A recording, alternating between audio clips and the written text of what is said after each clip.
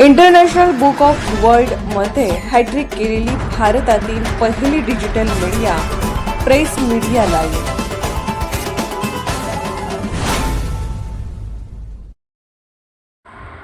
Press media लाईव्हचा मंत्रालयात धडाका. प्रेस मीडिया लाईव्हच्या लेखाची शासनाकडून दखल. बदली कायद्यात ऐतिहासिक सुधारणा. महाराष्ट्राच्या प्रशासकीय वर्तुळातून एक अत्यंत मोठी आणि महत्त्वाची बातमी समोर येत आहे. प्रेस मीडिया लाईव्हच्या धारदार लेखणीची थेट मंत्रालयाने गंभीर दखल घेतली असून शासकीय बदल्यांच्या संपूर्ण प्रक्रियेलाच आता नवीन वळण मिळाले आहे.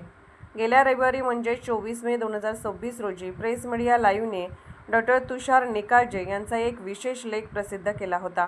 श्री तुकाराम मुंडे भाप्रसे यांच्या बदल्यांची जागतिक कीर्तीच्या सातासमुद्रापार नोंद व्हावी या शीर्षकाखाली लिहिलेल्या या लेखाने प्रशासकीय अनागोंदीवर थेट बोट ठेवले होते.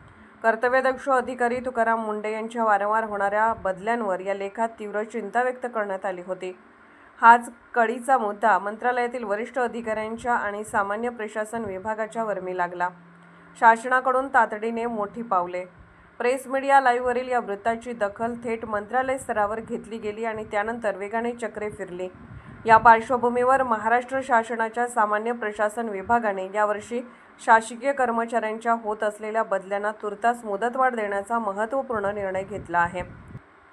बदली कायद्यात ऐतिहासिक सुधारणा. एवढ्यावरच न थांबता शासकीय कर्मचाऱ्यांच्या बदल्यांचे नियमन करणारे ऐतिहासिक अधिनियम 2005 मध्ये थेट सुधारणा करण्यास सरकारने मान्यता दिली आहे. या सुधारणेमुळे आगामी काळात बदल्यांच्या नियमामध्ये पारदर्शकता येणार की नवीन निकष लागू होणार याकडे आता संपूर्ण राज्याचे लक्ष लागले आहे.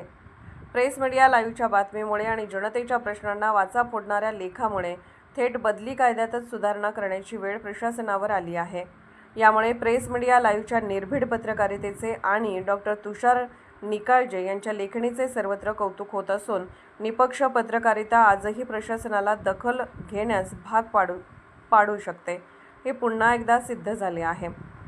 बदल्यांचे चक्र सुसाट, पण प्रेस मीडिया लाईव्हचा आवाज बुलंद.